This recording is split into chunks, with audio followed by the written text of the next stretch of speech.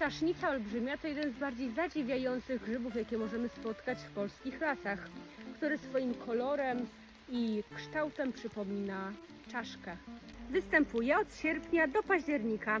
Owocników należy szukać na łąkach, pastwiskach, w parkach i ogrodach. Średnica może wynosić od 10 do aż 70 cm.